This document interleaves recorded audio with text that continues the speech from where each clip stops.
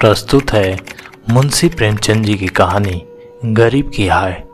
मुंशी राम सेवक भौवें चढ़ाए हुए घर से निकले और बोले, इस जीने से तो मरना भला है।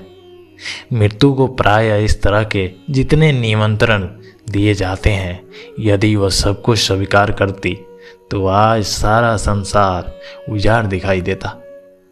मुंशी राम सेवक चांदपुर गांव के एक बड़े रईस थे।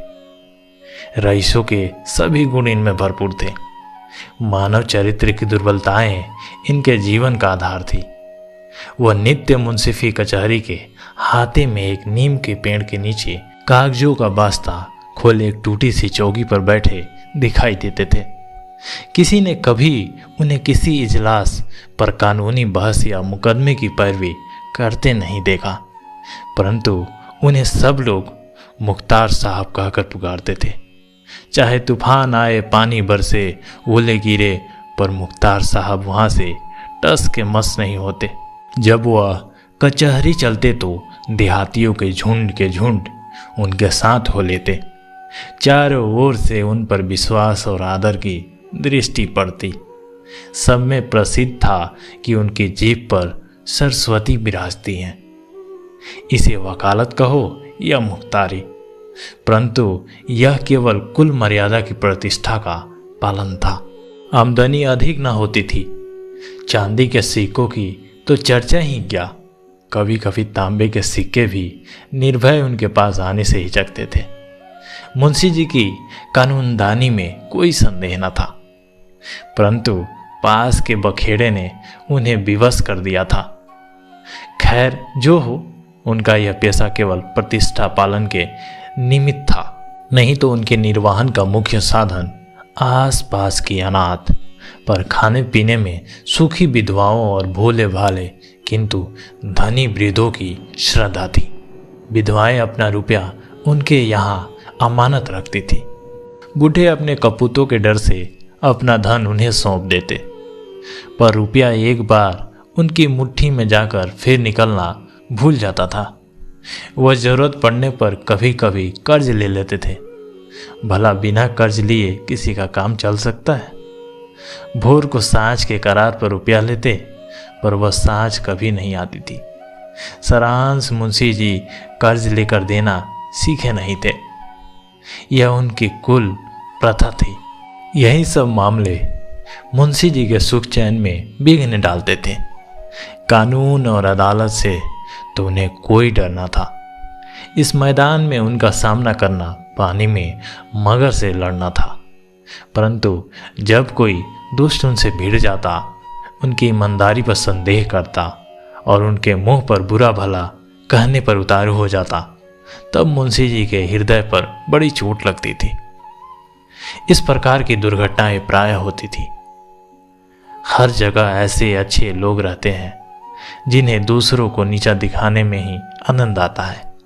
ऐसे लोगों का सहारा पाकर कभी कभी छोटे आदमी मुंशी जी के मुंह लग जाते थे। नहीं तो एक कुंजड़िनी की इतनी मजाल न थी कि आंगन में जाकर उन्हें बुरा भला कहे। मुंशी जी उनके पुराने ग्राहक थे। बरसों तक उनसे साग भाजी ली थी। यदि दाम ना दिया जाए तो कुंजड़िनी को संतोष करना चाहिए था। दाम जल्दी या देर से मिल ही जाते, परंतु वह मुंहफट कुंजड़िन 2 ही बरसों में घबरा गई और उसने कुछ आने पैसे के लिए एक प्रतिष्ठित आदमी का पानी उतार लिया। झुंझलाकर मुंशी जी अपने को मृत्यु का कलेवा बनाने पर उतारू हो गए, तो इसमें उनका कुछ दोष न था। इसी गांव में मूंगा नाम की एक विधवा ब्राह्मणी रहती थी। उसका पति ब्रह्मा की काली पलटन में हवलदार था और लड़ाई में वहीं मारा गया। सरकार की ओर से उसे अच्छे कामों के बदले मूंगा को 500 रुपये मिले थे। विधवा स्त्री, जमाना नाजुक था। बेचारी ने सब रुपए मुंशी राम सेवक को सौंप दिए और महीने महीने थोड़ा थोड़ा उसमें से मांगकर अपना निर्वाहन करती रही।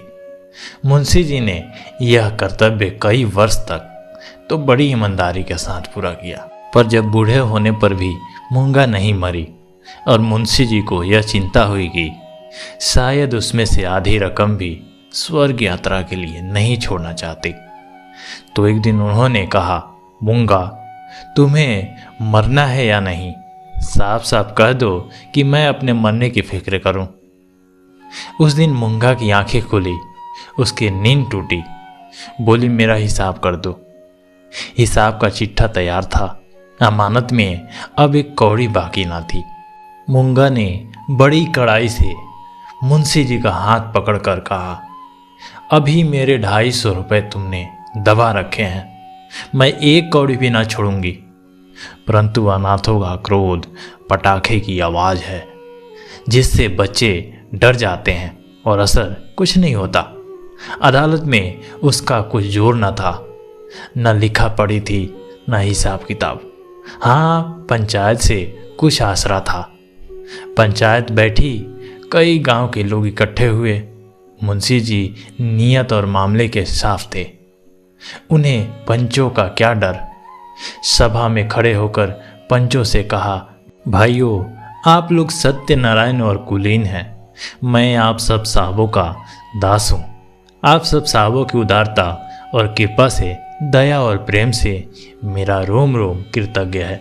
और आप लोग सोचते हैं कि सनातनी और विधवा स्त्री के रुपए हड़प गया हूँ। पंचों ने एक स्वर में कहा, नहीं नहीं, आपसे ऐसा नहीं हो सकता। राम सेवक ने कहा, यदि आप सब सज्जनों का विचार हो कि मैंने रुपए दबा लिए, तो मेरे लिए डूब मरने के सिवा कोई उपाय नहीं है।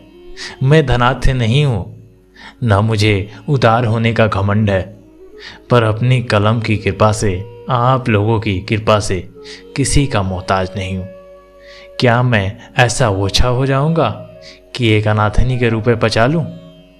पंचों ने एक स्वर में कहा, नहीं नहीं, आपसे ऐसा नहीं हो सकता। मुंह देख कर टीका काढ़ा जाता है। पंचों ने मुंशी जी को छोड़ दिया। पंचायत उठ गई। मूंगा ने आ भर कर संतोष किया और मन में कहा, अच्छा अच्छा, यहाँ न मिला तो न सही, वहाँ कहाँ जाएगा। अब कोई मूंगा का दुख सुनने वाला और सहायक ना था। दरिद्रता से जो कुछ दुख भोगने पड़ते हैं, वह सब उसे झेलने पड़े। वह शरीर से पुष्ट थी, चाहती तो परिश्रम कर सकती थी, पर जिस दिन पंचायत पूरी हुई, उसी दिन उसने काम न करने की कसम खा ली। अब उसे रात दिन रुपयों की रट लगी रहती। उठते बैठते, सोते जागते उसे केवल एक काम था, और वह मुंशी राम सेवक का भला मनाना। अपने झोपड़े के दरवाजे पर बैठी हुई वह रात दिन उन्हें सच्चे मन से आशीषा करती। बद्दुआ अपने आशीषा के वाक्यों में ऐसे कविता के वाक्य और उपमाओं का व्यवहार करती कि लोग सुनकर अचंभे में आ जाते। धीरे धीरे मूंगा पगली हो चली। नंगे सिर, नंगे शरीर, हाथ में एक कुल्हाड़ी लिए हुए सुनसान स्थानों में जा बैठती। झोपड़े के बदले अब वो मरघट पर, नदी के किनारे, खंडहरों में घूमती दिखाई देती। बिखरी हुई लटें, लाल लाल आंखें, पागलों सा चेहरा, सूखे हुए हाथ पांव। उसका यह स्वरूप देखकर लोग डर जाते थे। यदि वह कभी गांव में निकल आती तो स्त्रियां घरों के किवाड़ बंद कर लेती। पुरुष कतरा कर इधर उधर से निकल जाते और बच्चे चीख मार कर भागते। यदि कोई लड़का भागता न था तो वह मुंशी राम सेवक का सपुत्र राम गुलाम था। बाप में जो कुछ कोर कसर रह गई थी वह बेटे में पूरी हो गई थी। लड़कों का उसके मारे नाक में दम था। गांव के काने लंगड़े आदमी उसकी सूरत से चिढ़ते थे और गालियां खाने में तो शायद ससुराल में आने वाले दामाद को भी इतना आनंद न आता हो। वह मूंगा के पीछे तालियां बजाता, कुत्तों को साथ लिए हुए उस समय तक रहता जब तक वह बेचारी तंग आकर गांव से निकल ना जाती। रुपया, पैसा, होश हवास खोकर उसे पगली की पदवी मिली और अब वह सचमुच पगली थी।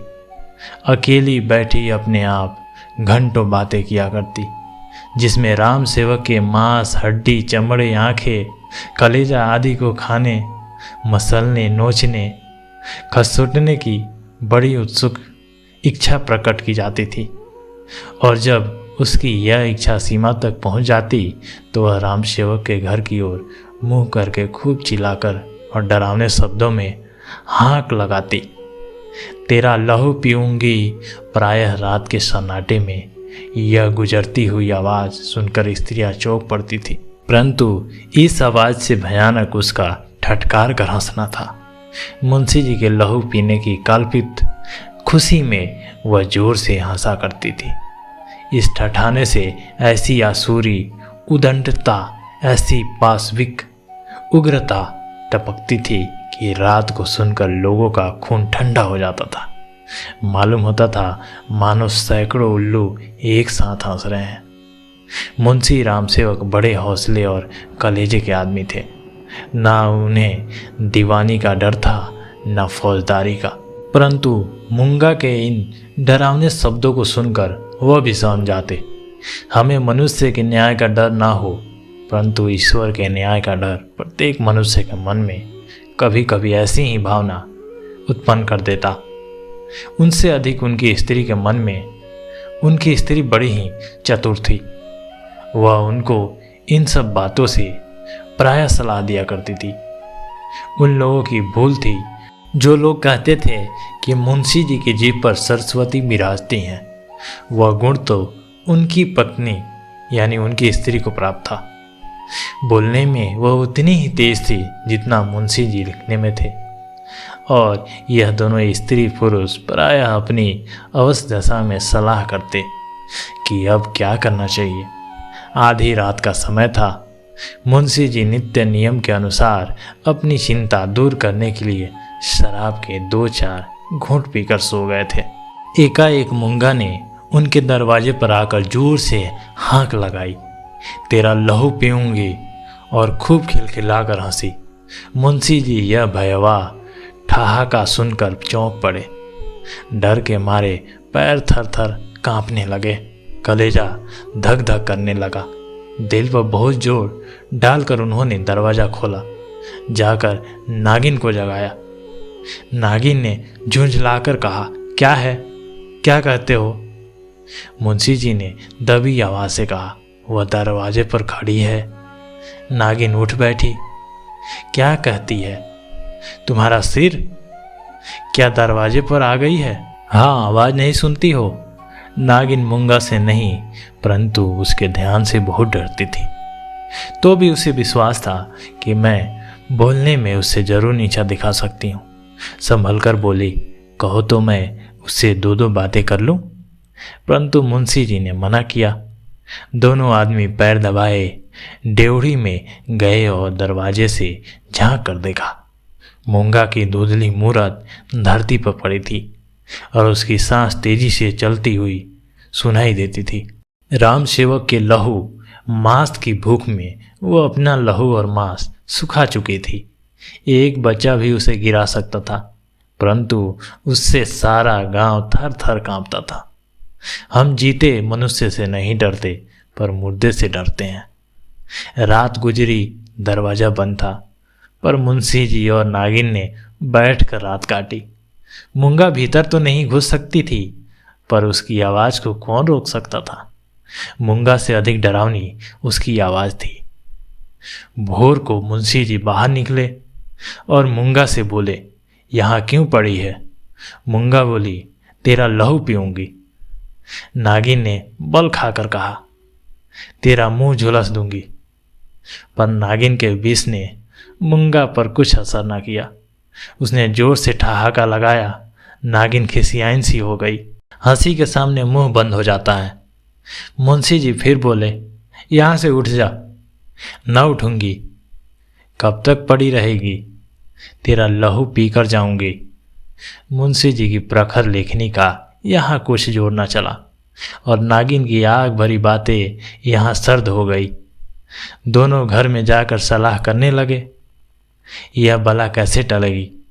इस आपत्ति से कैसे छुटकारा होगा? देवी आती है तो बकरे का खून पीकर चली जाती है, पर यह डाइन मनुष्य का खून पीने आई है। वह खून जिसका अगर एक बूंद भी कलम बनाने के समय निकल पड़ती थी तो अठवरों और महीनों सारे कुनबे को अफसोस रहता और यह घटना गांव में घर घर फैल जाती। क्या वही लहू पीकर मूंगा का सूखा शरीर हरा हो जाएगा? गांव में यह चर्चा फैल गई। मूंगा मुंशी जी के दरवाजे पर धरना दिए बैठी है। मुंशी जी के आगमन में गांव वालों को बड़ा मजा आता था। देखते देखते सैकड़ों आदमियों की भीड़ लग गई। इस दरवाजे पर कभी कभी भीड़ लगी रहती थी। यह भीड़ राम गुलाम को पसंद न थी। मूंगा पर उसे ऐसा क्रोध आ रहा था कि यदि उसका वश चलता तो वह उसे कुएं में ढकेल देता। इस तरह का विचार उठते ही राम गुलाम के मन में गुदगुदी समा गई और वह बड़ी कठिनता से अपनी हंसी रोक सका। वह कुएं में गिरती तो क्या मजे की बात होती, परंतु यह चुड़ैल यहाँ से टलती ही नहीं। क्या करूं? मुंशी जी के घर में एक गाय थी जिसे खाली दाना और भूसा तो खूब खिलाया जाता, पर वह सब उसकी हड्डियों में मिल जाता। उसका ढांचा पुष्ट हो जाता था। राम गुलाम ने उसी गाय का गोबर एक हांडी में घोला और सबका सब बेचारी मूंगा पर उड़ेल दिया। उसके थोड़े बहुत छींटे दर्शकों पर भी डाल दिए। बेचारी मूंगा लथपथ हो गई और लोग भाग खड़े हुए। कहने लगे, यह मुंशी राम गुलाम का दरवाज़ा है, यहाँ इसी प्रकार का शिष्टाचार किया जाता है। जल्द भाग चलो, नहीं तो अब इससे भी बढ़कर खरीदारी की जाएगी। इधर भीड़ कम हुई, उधर राम गुलाम घर में जाकर खूब हंसा और खूब तालियां बजाई। मुंशी जी ने व्यर्थ की भीड़ को ऐसे सहज में और ऐसे सुंदर रूप से हटा देने के उपाय पर अपने सुशील लड़के की पीठ ठोकी। सब लोग तो चंपत हो गए, पर बेचारी मूंगा ज्यों की त्यों बैठी रह गई। दोपहर हुई, मूंगा ने कुछ नहीं खाया। साँझ हुई, हजार कहने सुनने से भी खाना नहीं खाया। गांव के चौधरी ने बड़ी खुशामद की, यहाँ तक कि मुंशी जी ने हाथ तक जोड़े, पर देवी प्रसन्न न हुई। निदान मुंशी जी उठकर भीतर चले गए। वह कहते थे, रूठने वाली को भूख अपने आप ही मना लिया करती है। मूंगा ने यह रात भी बिना दाना पानी के काट दी।